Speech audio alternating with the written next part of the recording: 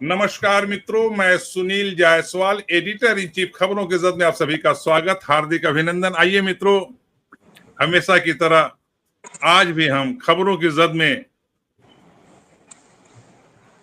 ज्वलंत समसामयिक सब्जेक्ट को लेके आए हैं और सब्जेक्ट भारत की जो नागरिक सिटीजनशिप व्यवस्था है उसको लेकर के है। मित्रों, विषय है 17 अक्टूबर 2024 को सुप्रीम कोर्ट के द्वारा 5 जजों के बेंच के द्वारा, संविधान पीठ के द्वारा दिए गए वर्डिक्ट 6A का वैध ठहराया जाना। मित्रों, 6A 1955 भारत के जो नागरिक हैं और भारत से 1947 में अलग हुए पाकिस्तान, 1971 में बना बांग्लादेश आदि से जो नागरिक के प्रवेश प्रवास को लेकर के था। तो मित्रों, इस बार यह चर्चा मुख्य रूप से इसलिए ज्वलंत बन चुका है। मित्रों, असम, हेमंता बिश्व शर्मा और देश में अवैध बांग्लादेशी, उसके बाद रोहिंग्या, पाकिस्तानी तो अवैध नहीं है लेकिन जो है सरदर्द बन चुके हैं। उसके बाद 6A पर आया यह वर्डिक्ट और उसी विषय को लेकर के हम चर्चा कर रहे हैं। जैसा कि वर्डिक्ट है 1966 से 25 मार्च 1971 के बाद आए और 1971 से पूर्व में आए उनके लिए अलग व्यवस्था है, और 25 मार्च 1971 के बाद से आए तमाम अवैध घुसपैठिए बांग्लादेश से हो, पाकिस्तान से हो या बांग्लादेश को छलांग मार के म्यांमार से आए हुए रोहिंग्याज हो, उन सभी को अवैध और उन्हें डिपोर्ट करने की व्यवस्था। तो इसी पर चर्चा हम शुरुआत करते हैं। मित्रों, चर्चा शुरू करने से पहले आज हमारे साथ देश के वरिष्ठ पत्रकार संपादकों का एक समूह है। सबसे पहले मैं परिचय कराता हूं, जहां का समस्या और पूरा देश धारा 6A को लेकर के असम के मुख्यमंत्री हेमंता बिश्व शर्मा की तरफ देख रहा है कि क्या कर रहे हैं, किस तरह वो इसको लागू करते हैं, कैसे वो डिपोर्ट करते हैं। तो मित्रों, असम गुवाहाटी के पूर्वोदय के संपादक रवि जी आपका बहुत बहुत स्वागत। मित्रों, बताते चलूं, रवि जी ना ही हिंदी के वरिष्ठतम पत्रकार संपादक बल्कि हिंदी और असमिया भाषा के एक सेतु के रूप में काम कर रहे हैं। असमीज भाषा के कई सारे पुस्तकों का उन्होंने हिंदी में ट्रांसलेट किया है। इसके अलावा कई सारी पुस्तकें, और मित्रों बताते चलूं, देश की तमाम तरह के जो सब्जेक्ट होते हैं, विषय होते हैं, उन पर बेबाक लेखनी इनकी चलती है। जितने महत्वपूर्ण देश से प्रकाशित होने वाले मैगजीन्स हैं, आज तक, आउटलुक, जो भी आपके सामने बड़े मैगजीन्स के नाम आते हैं, उनमें नियमित रूप से रवि जी का आर्टिकल छपता है। और मित्रों, बाकी वो असम के जो आंसू का समय हो, उल्फा का समय है, तो असम के ऊपर बहुत ही गहरा अध्ययन, बहुत ही पैनी निगाह और बेबाकपन।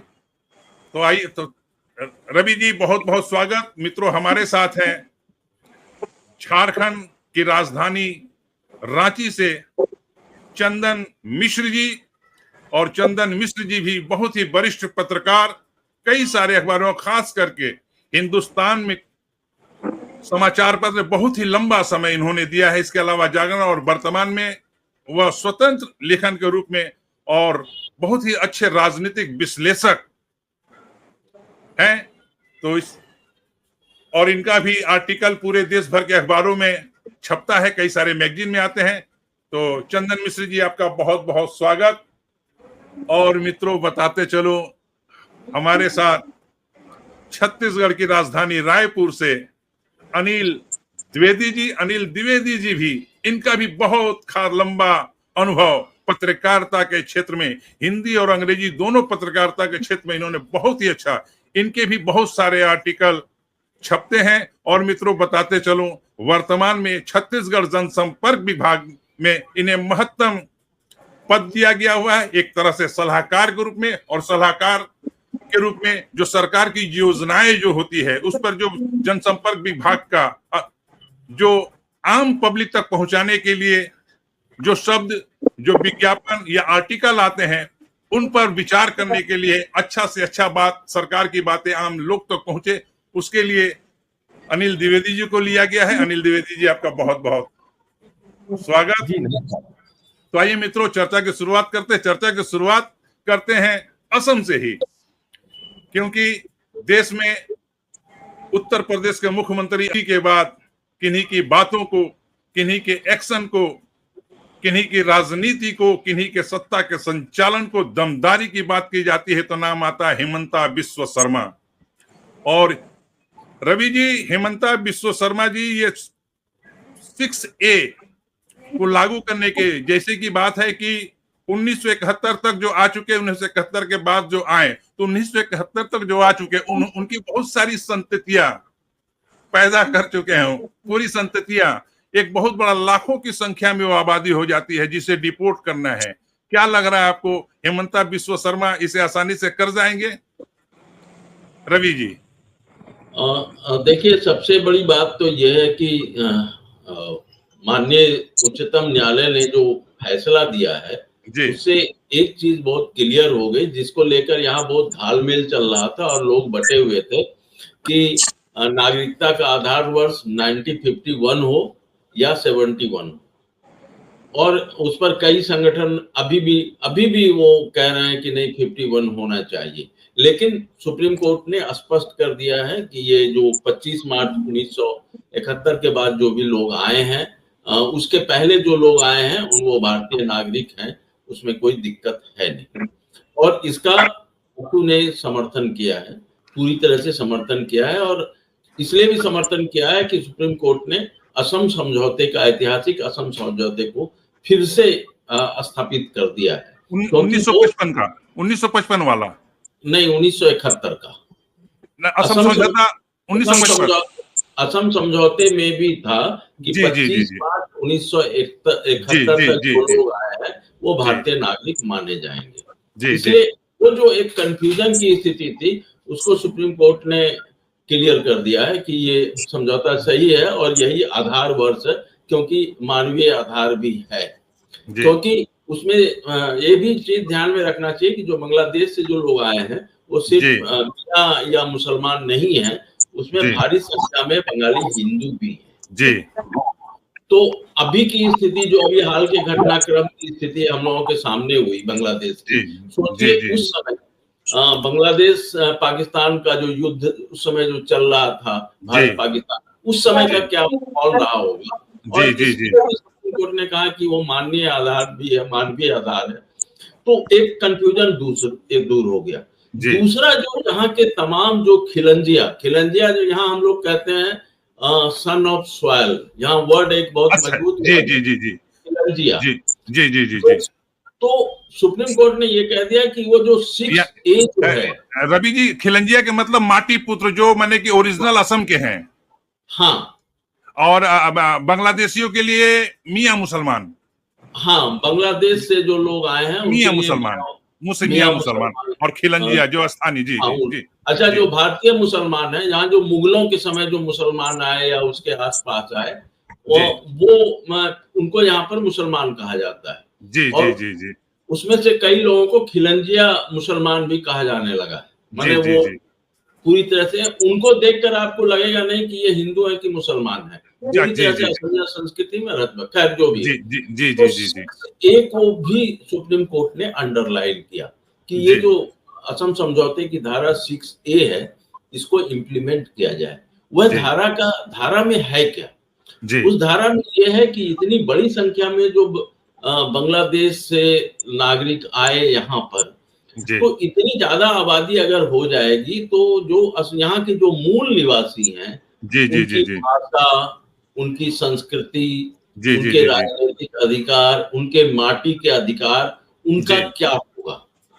इसीलिए असम समझौते में इस बात की व्यवस्था की गई है कि जी उनको संवैधानिक रक्षा मिलेगी, जी कॉन्स्टिट्यूशनल प्रोटेक्शन उनको मिलेगा। जी और जी संविधान ने जब ये उच्चतम न्यायालय ने जब इस बात को अंडरलाइन कर दिया है, और हमारे मुख्यमंत्री डॉक्टर हेमंत विश्व शर्मा इस जी आदेश जो आया, फैसला जो आया है सुप्रीम कोर्ट का, उसके पहले से वो इस बात को लगातार कह रहे हैं कि अच्छा, 6A को लागू करने के लिए यहाँ पर एक कमेटी बनी थी, जी उस कमेटी की रिकमेंडेशंस हैं।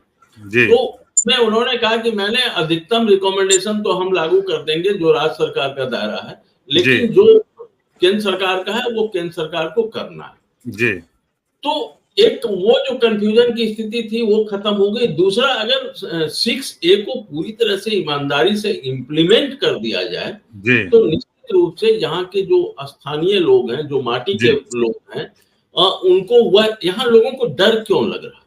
जी डर जी ये लग रहा है कि जब हमारा पॉपुलेशन कम है, हमारा पॉपुलेशन रेट धीरे धीरे बढ़ रहा है, किसी और का पॉपुलेशन रेट तेजी से बढ़ रहा है, जी तो एक स्थिति ये आएगी कि असम में विधानसभा की सारी सीटों पर उनका कब्जा हो जाएगा। तो फिर जी हमारा वो अपने राजनीतिक अधिकार की चिंता है उनको, अपने जी भाषा की चिंता है और भाषा की अपनी चिंता है। संस्कृति की चिंता है। जैसे ही अगर असम में जी 126 विधानसभा क्षेत्र है, जी अगर 80 सीटों को यहाँ जी के स्थानीय लोगों के लिए रिजर्व कर दिया जाए, जी तो कल को कोई भी हो, कितना भी वोटर किसी का जी बढ़ जाए, जी जी जी जी वहां पर मुख्यमंत्री या सरकार तो बनेगी उन्हीं लोगों की जो यहाँ के जी जी स्थानीय जी लोग। जी जी जी जी 6A में इसी बात को अंडरलाइन किया गया। 80 सीट, बहुत बहुत महत्वपूर्ण बात। जी हालांकि उससे एक आशंका जो भारत के विभिन्न राज्यों से जो असम में आए लोग हैं, जी जी जी उनको जी है कि जो 71 के बाद आए हैं, जी जी उनका क्या होगा, जी या उसके पहले भी जो लोग आए हैं उनका क्या होगा।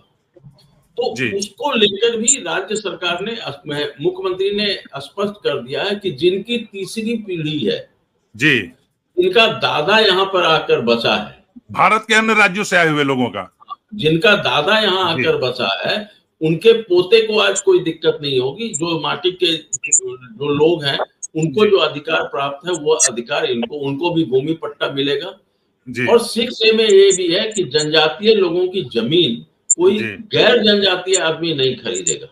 जी जी जी जो जो व्यवस्था मेघालय में है, जो व्यवस्था अरुणाचल में है, जो व्यवस्था नागालैंड में, जी जी जी क्योंकि जी असली पेच यहीं पे जमीन है। को लेकर, अगर जमीन पर कब्जा हो गया तो जी जी जी सारे अधिकार वैसे मिल जाते हैं। जी जी रवि जी, ये तो बातें हो गई भारतीयों के लिए जो भारत के अन्य राज्यों से हैं और जो हिंदू हैं उनके लिए। लेकिन सवाल ये आ रहा है कि अवैध घुसपैठिए बांग्लादेश में रोहिंग्याज तो अब आए हैं वो भी, और असमीज कर रहे हैं, बांग्लादेशी घुसपैठिए लाखों की संख्या में है। उन्हें डिपोर्ट कैसे किया जाएगा?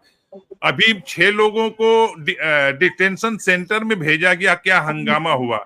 तो ये स्थिति बन रही है। कुछ 2 लाइन कहिए, फिर मैं द्विवेदी जी को लेके आऊंगा आपके पास। कैसे, क्या उसका रास्ता होगा? सवाल असली देखिए, यहाँ पे है। अब सबसे बड़ा पेश तो ये है कि उनकी पहचान का मामला, जी उनको पहचानना है। जितने कैसे ये जो बीच पहचानेंगे? में एनआरसी जो आ गया, जी एनआरसी की वजह से भी सारा प्रोसेस रुका। जी और एनआरसी ने भी तिकड़म करके बहुत सारे लोगों ने उसमें एनआरसी में अपना नाम जो है लिस्ट में डलवा लिया है। जी अब इसीलिए भारतीय जनता पार्टी कह रही है कि हमको यह एनआरसी स्वीकार नहीं है। जी लेकिन चूंकि एनआरसी सुप्रीम कोर्ट की मॉनिटरिंग में हुआ था, जी इसीलिए सरकार उसको खारिज भी नहीं कर सकती नहीं है, कर सकते अपील हैं। की है। कुल मिला के ये है कि डिपोर्टेशन एक बहुत बड़ी समस्या है। जी जी डिपोर्टेशन जी आप जी कैसे करेंगे? जी लाखों जी लाख जी आदमी को आप सीधे नदी में तो नहीं फेंक देंगे। जी आज हम लोग वैश्विक समाज में रह रहे जी हैं, तो उनका क्या आधार हो? क्या उनके जी लिए जी डिटेंशन कैंप ही एकमात्र उपाय है? जी ये जी सारी राजनीतिक अब प्रक्रिया है। अब इस बात को लेके लेकिन मैं द्विवेदी जी के पास चल रहा हूँ। रवि जी, द्विवेदी जी के पास चल रहा हूँ। जी द्विवेदी जी, आपने इन तमाम चीजों पर भी बहुत गंभीरता से मैंने आपके बहुत सारे आर्टिकल्स पढ़े हैं, इस पर बहुत सारी बात आपने पूर्व में कह चुके हैं। तो ये जो इम्प्लीमेंटेशन है 6A, पहचान, सबसे बड़ी बात है कि पहचानना, उनको पहचान 1971 और 1971 से पहले आए उनके कई सारी, और मुस्लिमों में जो प्रजनन दर अगर जो स्थिति है, तो 1971 वाले को पहचान करना, फिर उनके औलादों का क्या, वो तो कई पीढ़ियों में कई कई बढ़ गए हैं।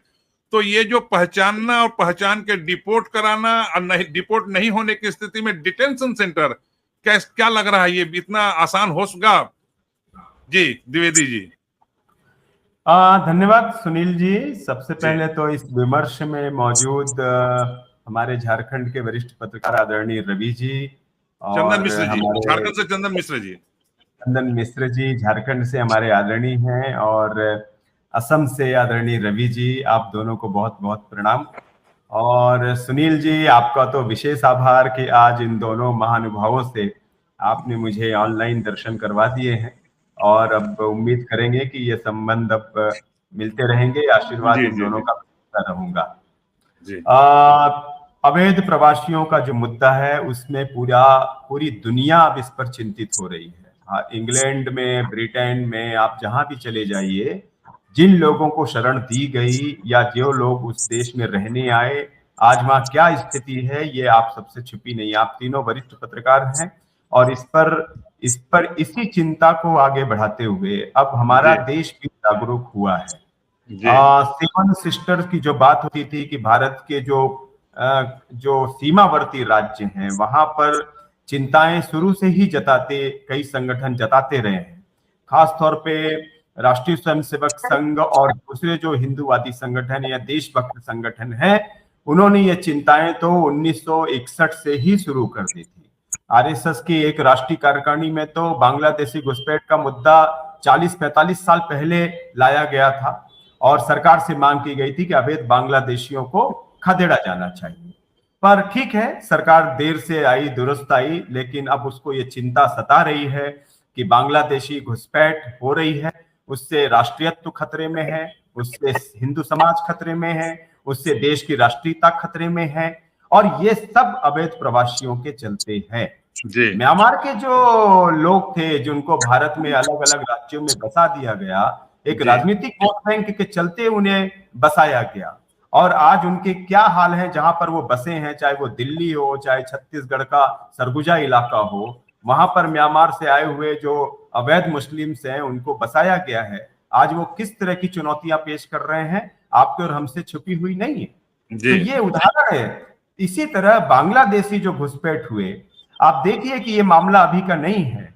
असम में 100 से ज्यादा फॉरेनर ट्रिब्यूनल काम कर रहे हैं, और सुप्रीम कोर्ट ने अभी जो बांग्लादेशी घुसपैठ को लेकर जो याचिकाएं निपटाई हैं, 17 से ज्यादा याचिकाएं लगी हुई थी कि बांग्लादेशी घुसपैठियों पर नकेल कसी जाए, उन्हें देश से खदेड़ा जाए। और मैं अभिनंदन करूंगा असम के मुख्यमंत्री हेमंत बिस्वा शर्मा जी का, जिन्होंने इसकी पहल की, देश को एक नई दिशा दी, और उन्होंने बोला कि देश को सुरक्षित रखना है तो अवैध घुसपैठियों को बाहर किया जाए। यह ठीक है कि हमारे देश में लोकतंत्र है, और जो भी शरणार्थी के तौर पर आएगा या जो भी दूसरे राज्यों से, देशों से आ रहे हैं, उनकी चिंताएं भी हमें देखनी होगी। लेकिन बांग्लादेशी के मुद्दे पर विपक्षी दल बहुत हाय तौबा करते हैं, लेकिन पाकिस्तान के हिंदुओं पर उनकी कोई चिंता जारी नहीं होती। अभी बांग्लादेश में जो इशू चल रहा है, वहां हिंदुओं पर जिस तरह अत्याचार हो रहे हैं, उस पर विपक्षी दलों ने क्यों चुप्पी मचा रखी है। लेकिन अगर बांग्लादेशी अवैध घुसपैठियों को हटाने की बात मोदी सरकार कर रही है, केंद्र सरकार कर रही है, तो राजनीतिक दल वोट बैंक के चलते कहीं न कहीं उसे संरक्षण देने की कोशिश करते हैं। तो मैं स्वागत करूंगा सुप्रीम कोर्ट के फैसले का, जिसमें उन्होंने एक याचिकाओं का निपटारा करते हुए ये बात कही है कि अवैध घुसपैठी बाहर होने चाहिए। इसकी शुरुआत हो रही है। फॉरेनर ट्रिब्यूनल में अवैध प्रवासियों से जुड़े 1 लाख से ज्यादा मामले हैं, जिन्हें केंद्र सरकार को निपटाना है।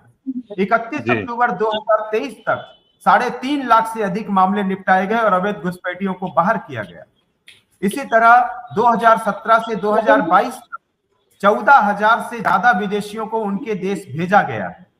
तो अब सरकार जाग रही है, अवैध घुसपैठियों पर कार्रवाई कर रही है। जहां तक बांग्लादेशियों का सवाल है, असम में जो घुसपैठियों का सवाल है, उस पर सुप्रीम कोर्ट ने सही चिंता जताई है और उन्होंने जो सूत्र दिए, उन्होंने जो इसका सजेशन दिया है, ये ठीक है। उन्होंने 3 बड़े कारण गिनाए हैं सुप्रीम कोर्ट ने।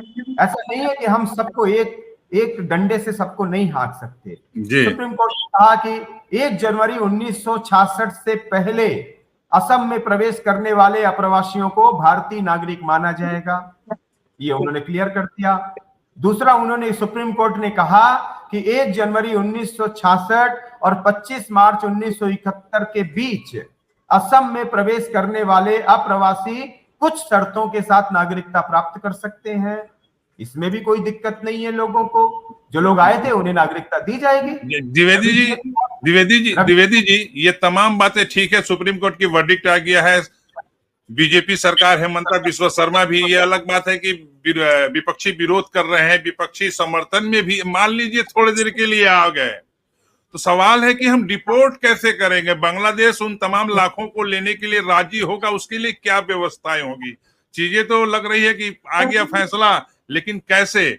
बंगाल, असम और असम से घुसपैठ करके, बंगाल से घुसपैठ करके पूरे देश में बांग्लादेशी और रोहिंग्या जम्मू में है, पंजाब में है, हरियाणा में है, दिल्ली में है, छत्तीसगढ़ में है, झारखंड में है, और इस बार तो झारखंड का मुद्दा बनने वाला है। मिश्रा जी, इस बार झारखंड के चुनाव में अवैध बांग्लादेशी घुसपैठिए बहुत बड़ा मुद्दा बनने वाला है, और तमाम बातें आपने सुनी।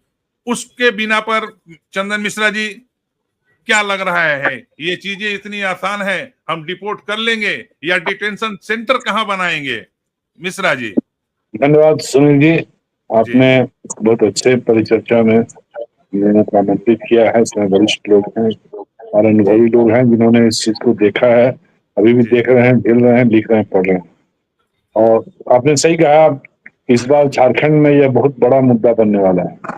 और संयोग कहिए या फिर ये योजनाबद्ध जो है एक कार्य ही है कि असम के मुख्यमंत्री हेमंता बिस्वा शर्मा को झारखंड में चुनाव के लिए सह प्रभारी बनाया गया है। और इधर पिछले 2 महीने से हेमंता बिस्वा शर्मा लगातार झारखंड के दौरे पे है और मुझे लगता है कि कोई ऐसा राज्य का कोई ऐसा कोना नहीं होगा जहां उन्होंने दौरा नहीं किया, भाजपा कार्यकर्ताओं से नहीं मिले, समस्याओं को नहीं जाना। सच तो यही है कि आज झारखंड एक बहुत बड़ी समस्या से जूझ रहा है और वह है बांग्लादेशी घुसपैठियों की समस्या। आज पूरे संथाल परगना में देखिए इतने सीमावर्ती जिले हैं। तो हाईकोर्ट में एक PIL हुआ था, उस PIL में एक जनजातीय शख्स ने ही PIL किया कि वहां पे जो बांग्लादेशी घुसपैठी हैं, एक तो समस्या ये होती कि ये लोग आ जाते हैं, बस गए, रह गए।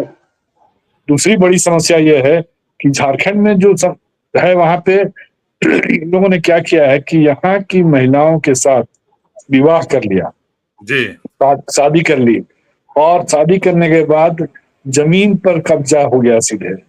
2 तरह से यहाँ पे जो वातावरण बना है, इसमें शादी करने के बाद आदिवासी कन्याओं से, आदिवासी लड़कियों से शादी की, उनकी जमीन पर कब्जा किया।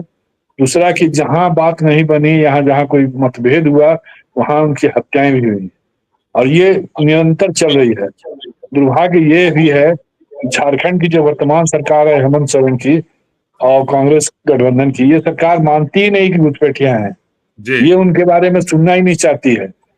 हाईकोर्ट ने बड़ी सख्ती के साथ 5-4 जिलों के उपायुक्तों को, DC को शोकॉज किया, बुलाया उनको कोर्ट में और उनसे पूछा कि रिपोर्ट दीजिए कि कितने लोगों के बांग्लादेशी आपके जिले में घुसपैठियां हैं। लेकिन सोचिए इस सरकार के डर से जो उपायुक्त हैं, जिला DCs हैं, इन लोगों ने गलत रिपोर्ट दी। इन्होंने साफ लिख के एफिडेविट कर दिया सरकार के पास कि कोई घुसपैठिया है ही नहीं। इसमें हाईकोर्ट ने केंद्रीय गृह मंत्रालय को भी पार्टी बनाया है ना, और वहां से भी जवाब मांगा कि आपकी क्या कार्रवाई चल रही है। इस पे लंबी सुनवाई के बाद हाईकोर्ट ने अभी फैसला रिजर्व रखा है, फैसला आया नहीं है। सुप्रीम कोर्ट ने भी इस मामले में इंटरवेन अभी नहीं किया है, लेकिन मुझे लगता है कि मामला सुप्रीम कोर्ट में जाएगा, क्योंकि गवर्नमेंट ने कहा था कि हम सुप्रीम कोर्ट जाएंगे। ये इस तरह का इसको पॉलिटिसाइज किया जा रहा है मैटर को, लेकिन हकीकत यही है कि आज पूरा का पूरा संथाल परगना जो है उनके कब्जे में है। और जो मुसलमान है बांग्लादेशी घुसपैठिए, वह यहाँ की पूरी डेमोग्राफी तो बदल चुकी है संथाल की, और लगातार बदल रही है, और इसको ये लोग अपना वोट बैंक के रूप में मानते हैं। ये दुर्भाग्यपूर्ण स्थिति है इस राज्य के लिए, झारखंड जैसे छोटे राज्य की। बंगाल में वही हाल है, बंगाल में वोट बैंक बन गया, बिहार में वोट बैंक बन चुके हैं। तो आज ये मुद्दा बहुत बड़ा है जी जी, बिल्कुल चुनाव में बड़ा मुद्दा बनने जा रहा है।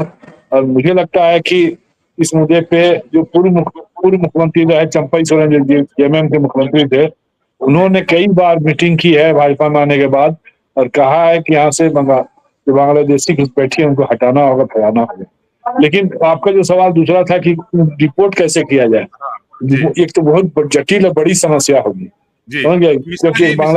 मिश्रा जी इसके साथ बताते चलो, असम के लिए 6A, और आपको क्या नाम है, मोदी जी ने ये 31 दिसंबर 2014 का कट ऑफ डेट किया है शेष भारत के लिए।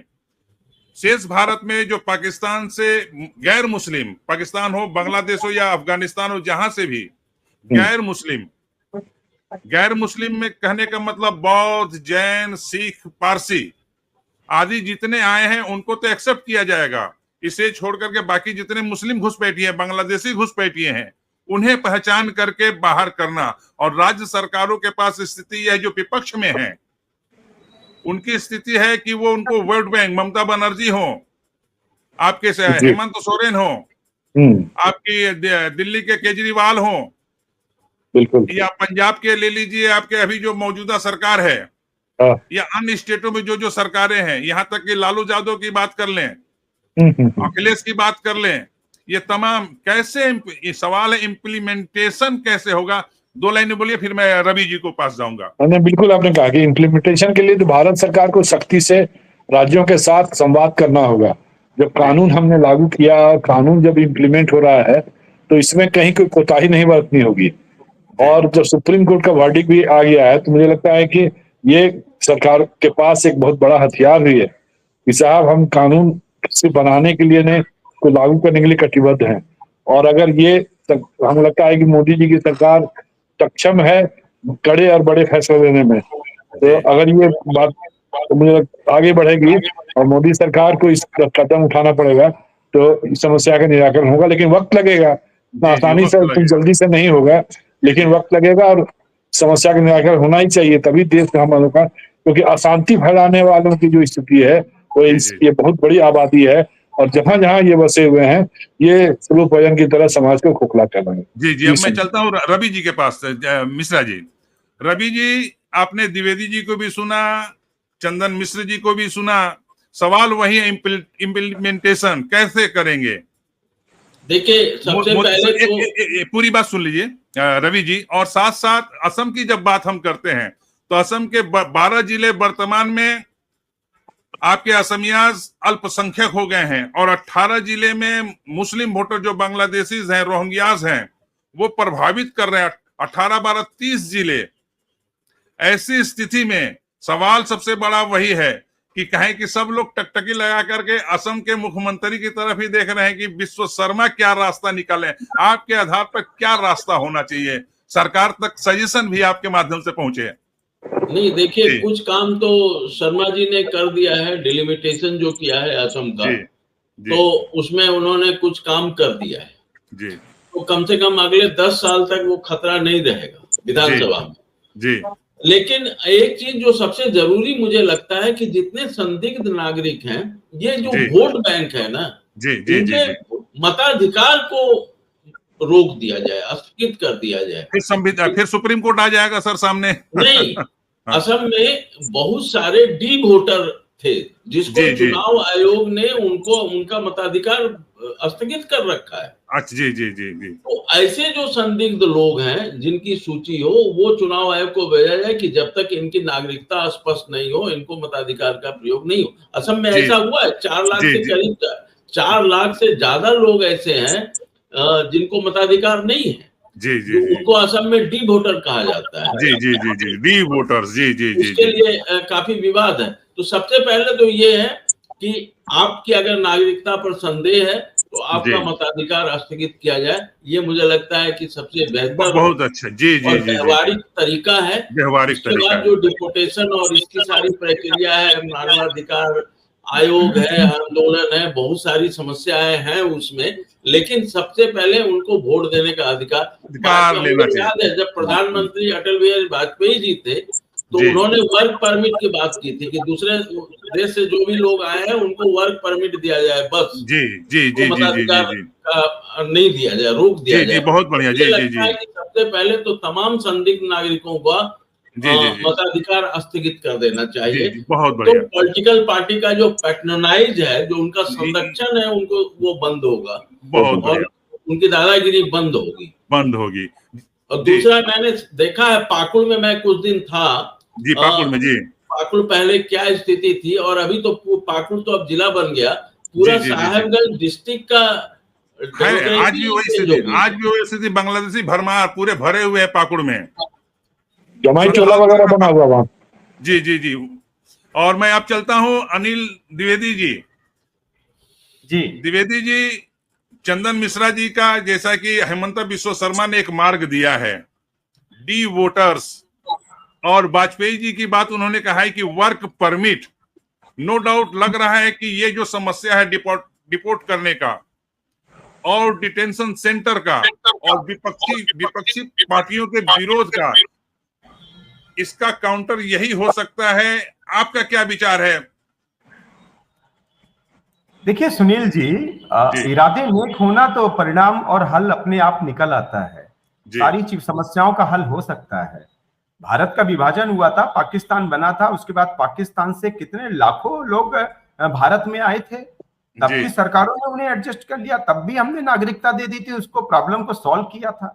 तो अब तो 65-70 सालों में हमारी सरकारें काफी मजबूत हो गई हैं, हमारे इंफ्रास्ट्रक्चर मजबूत हो गए हैं, सुरक्षा बल मजबूत हुए हैं, हमारी शक्ति बढ़ी है। इसलिए 1,00,000, 1.5 लाख, 2 लाख लोगों को देश से बाहर निकालना ये बहुत ऐसा नहीं, हमारे सरकारें इसको कर लेंगी।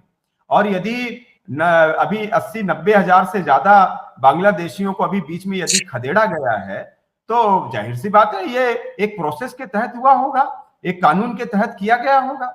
तो आगे भी चल करके हमारे जो अवैध बांग्लादेशी हैं उनको हम निश्चित तौर पर यहां से खदेड़ेंगे, हमारी सरकारें ऐसा करेंगी। रवि जी ने बहुत अच्छी बात कही, मैं उनसे पूरी तरह सहमत हूं कि असम सरकार ने जो भी इसके नियम और पेरा बनाए हैं वो बिल्कुल सही है। असम एक उदाहरण बनेगा पूरे देश। द्विवेदी जी, मामला 3-4 लाख नहीं है घुसपैठिए, 3 से 4 करोड़ की संख्या, जहां तक अभी तो 2011 के बाद अभी आया नहीं है सर, कहीं ज्यादा संख्या करोड़ों में है, स्थिति वहां पे है। लाख के लिए बहुत बड़ी बात नहीं, लाख तो डिटेंशन सेंटर में हम डाल लेंगे, 2-4 लाख डालने के लिए बात है, करोड़ों में है। और जो जैसा कि आपने, मेरे को लग रहा है रविकांत जी ने जो बातें कही हेमंता बिश्व शर्मा के माध्यम से, उसकी रोशनी में और कुछ और विचार है तो बताइए कि इनको कैसे किया जाए काउंटर।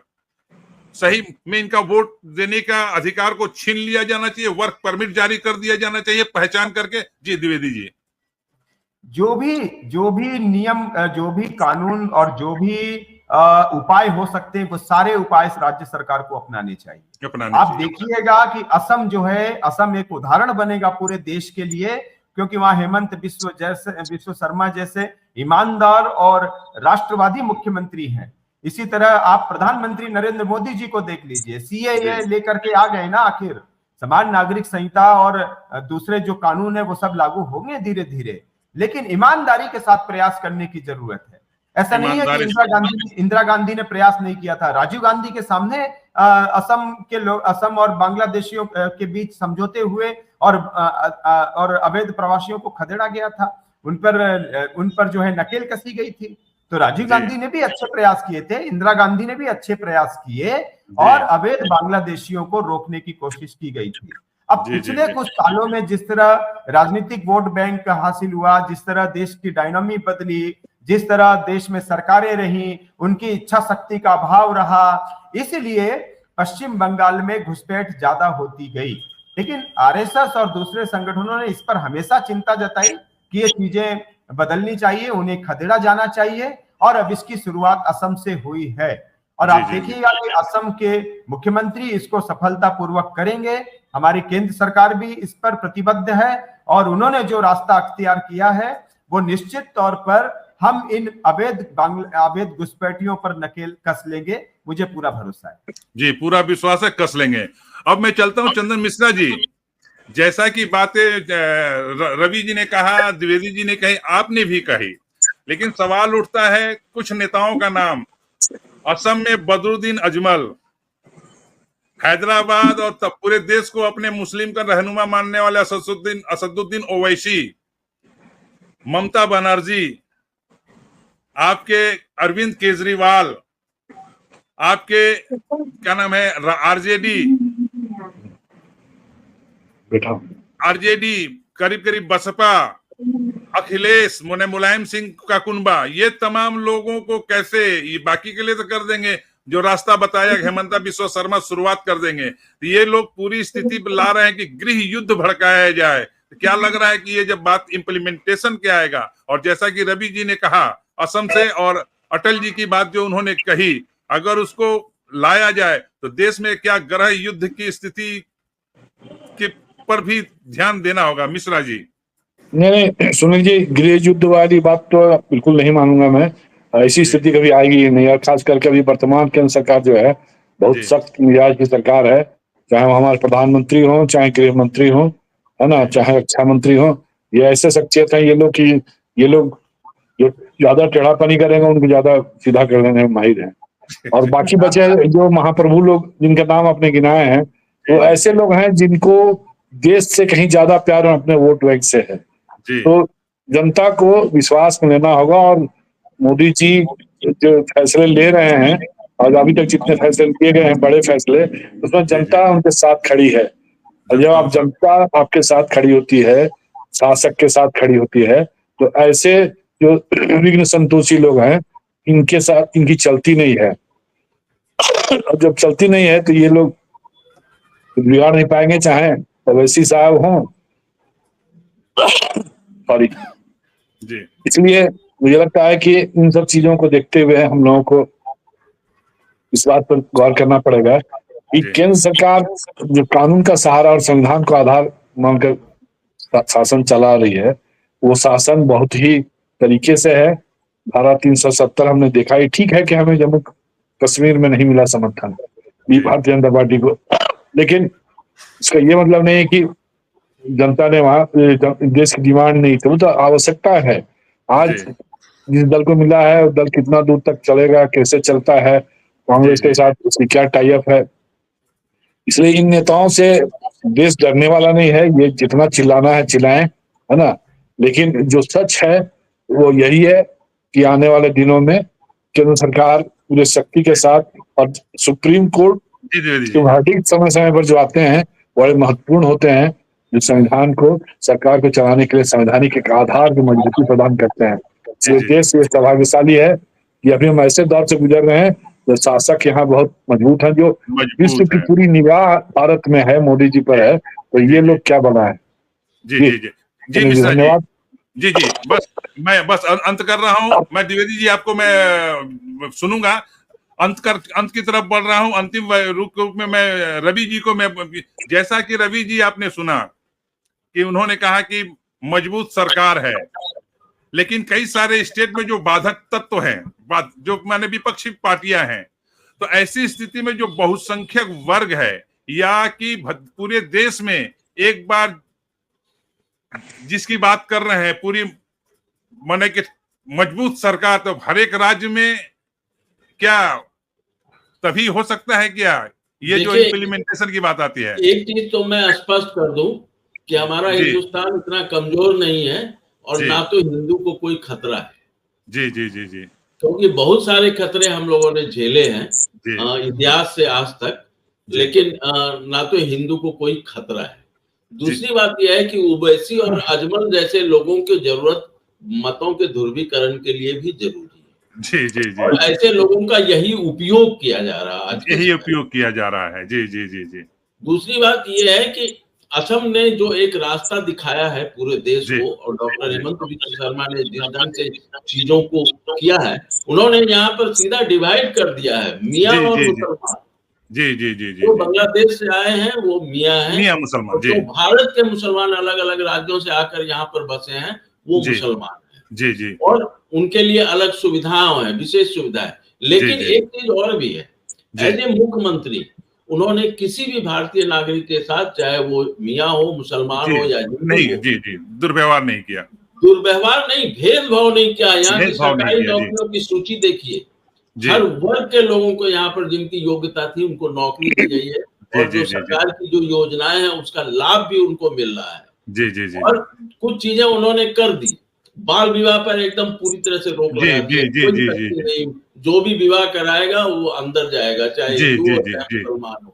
तो ये जो शक्ति दिखाई है, इसका परिणाम फिर वो सरकारी गवर्नमेंट में जो भी है उसका अगर 2 बच्चा से ज्यादा होता है तो उसकी नौकरी खत्म हो जाएगी। एक्सपेरिमेंट के आने वाले समय में उसका असर दिखेगा। माने ये एक्सपेरिमेंट पूरे देश में हर एक राज्य सरकारों को अपनानी होगी। द्विवेदी जी आप कुछ कह रहे थे। द्विवेदी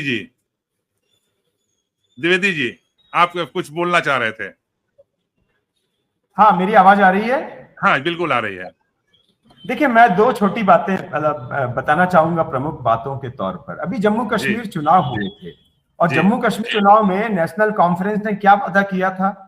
उन्होंने अपने घोषणा पत्र में कहा था कि यदि हमारी सरकार बनेगी तो धारा 370 को हम वापस हटवाएंगे। ये वादा किया था नेशनल कॉन्फ्रेंस ने। चुनाव हुए, परिणाम आए, उमर अब्दुल्ला मुख्यमंत्री बने। उसके बाद उन्होंने क्या कहा? उन्होंने कहा कि हम 370 के मुद्दे पर केंद्र सरकार के साथ हैं, हम कुछ नहीं करेंगे 370 के मामले में, हम केंद्र सरकार के साथ हैं। दूसरी बात, उन्होंने पहली बार उप मुख्यमंत्री हिंदू बनाया है। वो ये समझ रहे हैं कि देश की हवा किस तरफ जा रही है। ये बात अब राजनीतिक दलों को समझनी होगी। और दूसरी बात जो मैं याद दिलाना चाहूंगा, यूपी के मुख्यमंत्री योगी आदित्यनाथ जी ने कहा था एक इंटरव्यू में कि इस देश में जो जिस भाषा को समझेगा उस भाषा से उसे समझाया जाएगा। यही सबसे बड़ा निदान है जो असम के मुख्यमंत्री हेमंत बिस्वा शर्मा जी अपना रहे हैं, प्रधानमंत्री नरेंद्र मोदी जी अपना रहे हैं। इस देश में अब जो जिस भाषा को समझेगा उस भाषा से समझाया जाएगा। असम और इसकी सारी समस्याओं का हल इसी तरह इसी में छुपा हुआ है। जी बहुत बहुत धन्यवाद मित्रों। एक सेकेंड मित्रों, ये बातें आप तक आ गई है कि 6A का इम्प्लीमेंटेशन और 6B का इम्प्लीमेंटेशन कैसे हो, इसका मार्ग हमें, जैसा कि रवि जी ने कहा कि आसाम से मिलने वाला है, बस इच्छा शक्ति। सरकारों में एक इच्छा शक्ति चाहिए। इस समस्या को हम आसानी से निपट लेंगे, जिसमें है डी वोटर और वर्क परमिट। ये बहुत अच्छे सुझाव आप तक बातें पहुंच चुकी हैं।